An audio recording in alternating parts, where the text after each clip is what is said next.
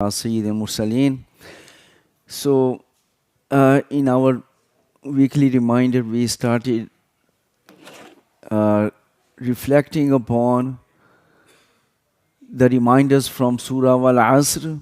As you know, the importance of Surah Al-Asr, that it was so important, the message given in there, that the companions of the Prophet, the Sahaba Ridwanullah alayhim ajma'een, whenever they met, they would not depart from each other without reciting Surah Al-Asr to each other.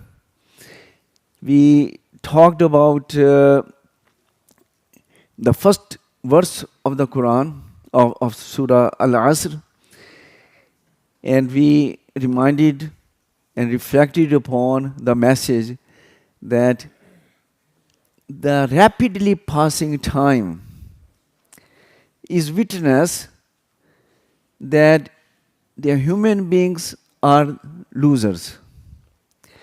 So, which gave us a very important message that if we don't utilize this rapidly passing time,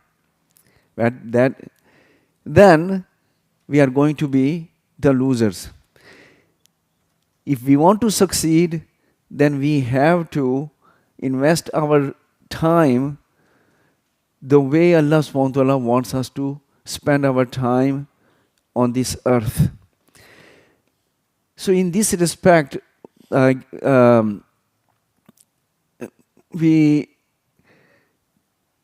need to understand what is success first.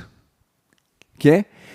If our time on earth, and about that we will have to be accountable to Allah subhanahu wa ta'ala. You know, there is a very famous hadith that on the day of judgment, no human being will be able to step away from accountability to Allah subhanahu wa ta'ala until the person has given accountability about 5 things. And the first and foremost in that is an umurin fima afnah, that about his life, how it was spent. And what is life? That's time. And that is what passing rapidly.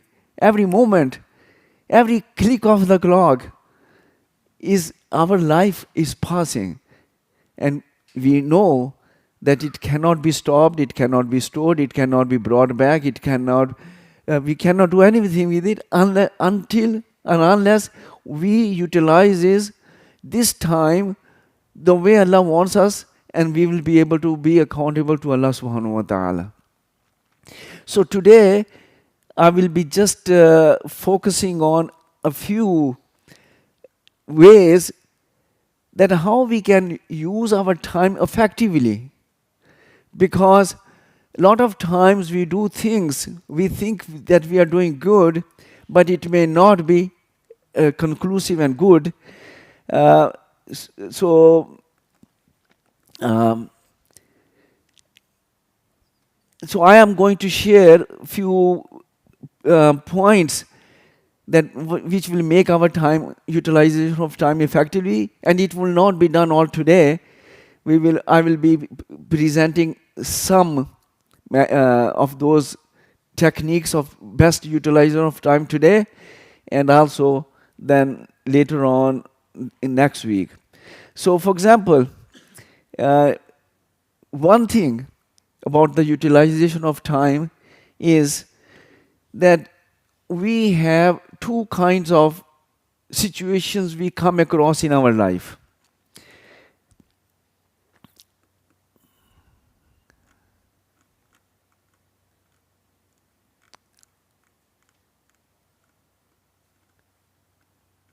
What happened? Oh, here. So, if you see that there are a lot of situations in the red circle, there are a lot of situations. Oh, it's not. Uh, huh? Oh, so you can see me. Okay.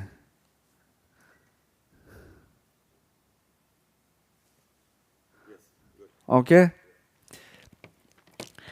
So you can see that the big red circle, that depends all our time, which includes the things which we can control and the things which we cannot control. So if we want to use our time effectively, if we are spending our time on the things which we cannot control, what happens? That we don't get any results. We are not effective people. We don't achieve our goals. We won't succeed. We will succeed only if we focus and spend our time on things which each one of us can control, which is our control. We can get some results out of it. So, for example, what others should be doing, what their efforts they are making, what or they are not making, what other people, how they are behaving or not behaving, we can talk about it, but we cannot do anything about it. But if we focus on my words, my actions, my behavior, my efforts, my choices, my ideas, then things will start happening.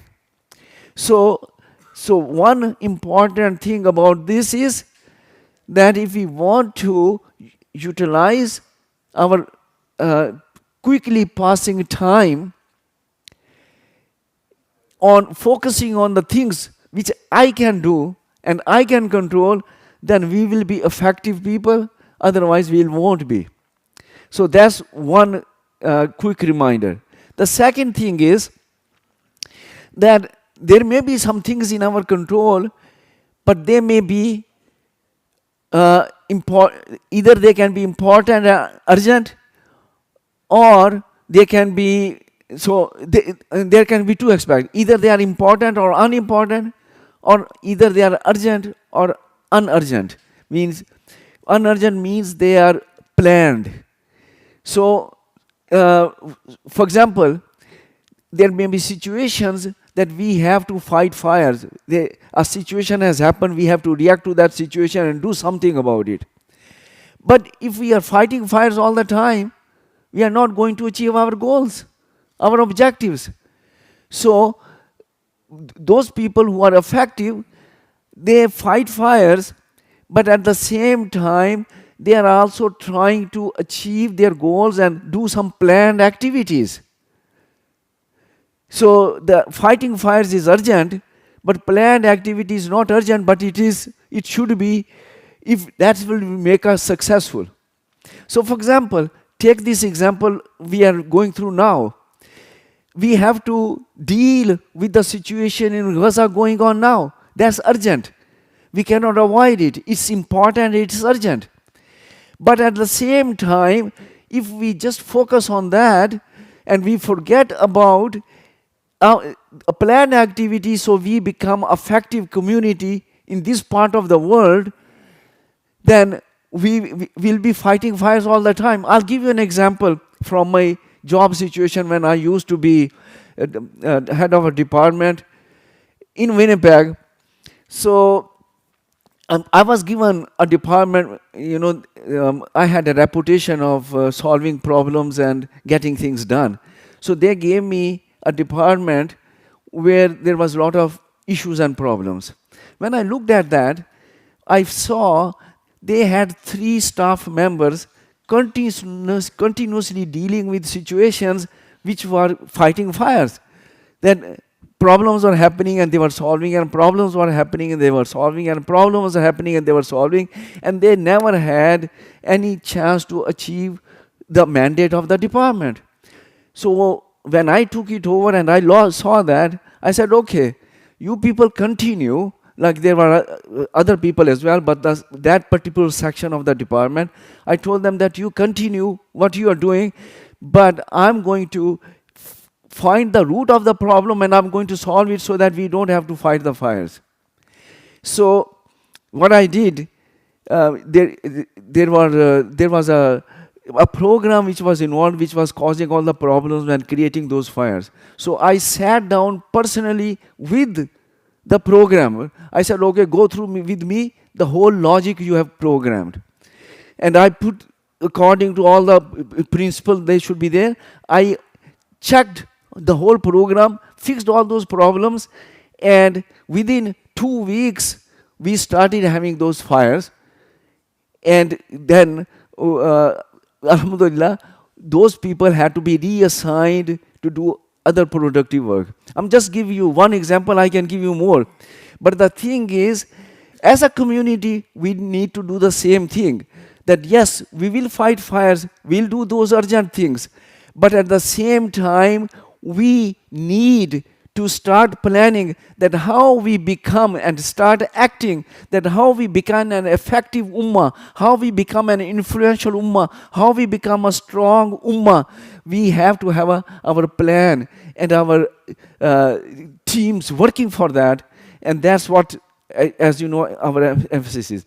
The second thing is that whatever we do, it should be important. It should not be unimportant. So in that situation, if you look at this quadrant, we should always be working. Most of the time, we should be working on this top quadrant. You can see where ensuring that our activities are aligned with the Islamic goals in the sphere of influence, proactive, undertaken tactically and strategically coordinated action plan, not forced by circumstances. That's where we should be. But sometimes we will have to be in the first quadrant here, where we have to fight fires. But we should never be spending any time on something which may be urgent but not important, or it's neither urgent nor planned, or it's just coming in our way, so we should not be spending any time. So these are few reminders about the managing of time. But how do we determine what is important? Like a person may think that something is very important, but it may not be really important. So how do we determine what is important? Who will say mention or give me answer? How do we determine what is important? Okay, the answer is that if we have our objectives set, if we have our goals defined, then whatever helps us achieve those goals is important. Anything which does not help us achieve those goals, that's not important.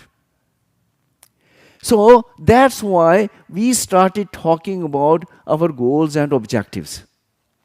And to remind ourselves of the goals and objectives, if we want to be successful in the eyes of Allah subhanahu wa ta'ala, if we want to be successful in this life and the life hereafter, our goals and objectives are defined for us, that the goal of our life is to serve Allah subhanahu wa ta'ala, to obey Allah subhanahu wa ta'ala, to live our life according to Islamic teachings in so good manner that Allah is pleased with us, and on the day of judgment He grants us fawz, that He takes us away from the fire and admits us into Jannah.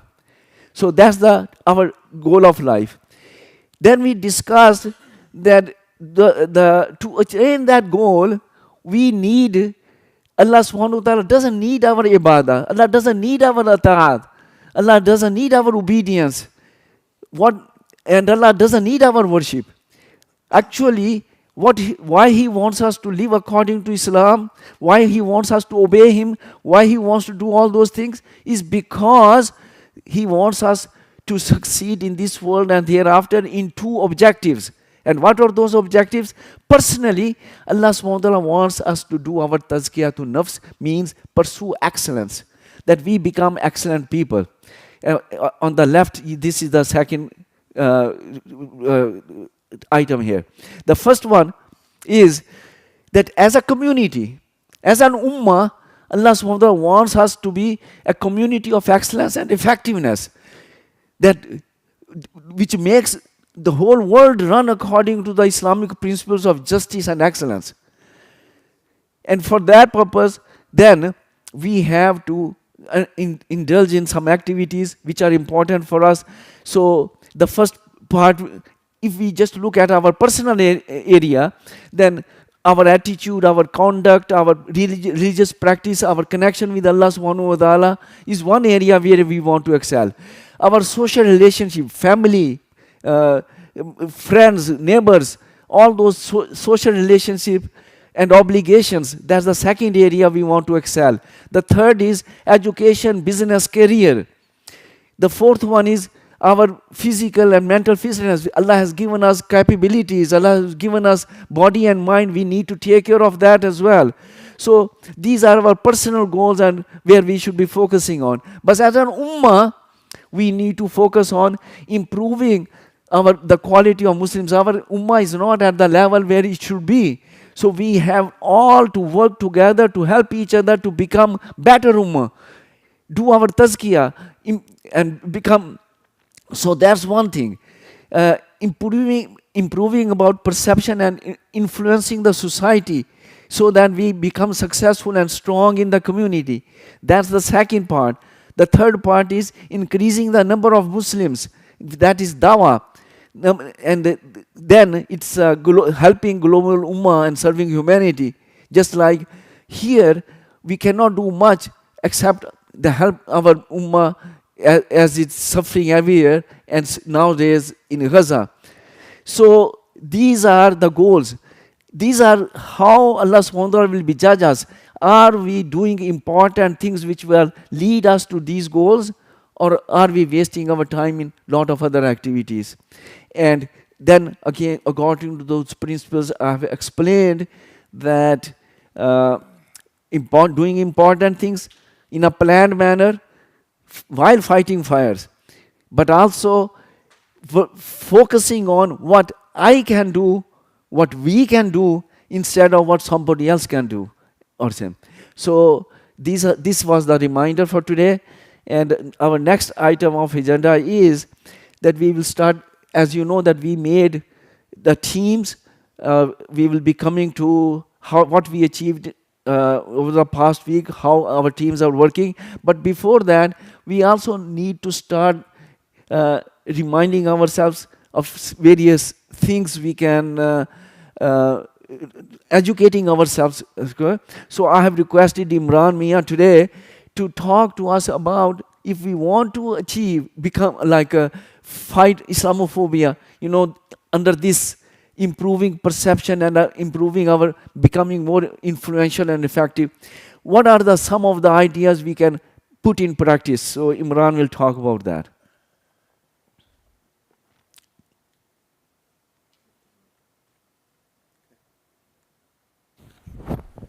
Okay, Jazakumullah khair. Assalamu alaikum, everyone. My name's Imran Mia. So I'll just continue with the same theme of becoming an excellent community, and of course, fighting Islamophobia or combating Islamophobia is something that we all have to take responsibility for. And by the way, how many of you are aware of an organization called NCCM? Yeah, so they are doing a phenomenal job in advocating on behalf of the Muslim community across Canada, whether it's a local issue or international issue. And I was just browsing their website yesterday. They report that there were 1,300% increase in hate crimes and Islamophobic incidents since October 7th. So you could imagine the impact that global events and local issues have on hate and negativity towards Muslims and immigrants. So one of the things that I've been talking about for a number of years, in order for us as a community to excel and be seen in a positive light, is to sort of follow 5 things.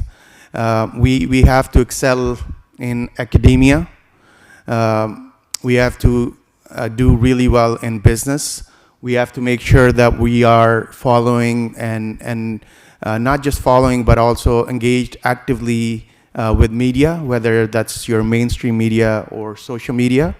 And then being a sports person myself, I believe that we have to be involved in local sports as well. And then lastly, political engagement is very, very important. So all of these 5 areas, I think we as a community, we need to be engaged ourselves or our children. We have to encourage them to get involved in all these 5 facets of life. So today I'll briefly talk about media engagement and politics, because as some of you know, I've been involved in politics. I was a candidate in the last provincial election from this riding. So let's talk briefly about being involved with media. So not only we should follow the news, but also encourage, if we have the capability, to choose media as a field of our profession. We have to encourage our kids to consider getting involved with media as a profession as well. But in the shorter term, I think most of us just watch maybe TV or CP24, and then we get depressed when we see global events. A lot of the activism is actually happening on social media these days. And it's not just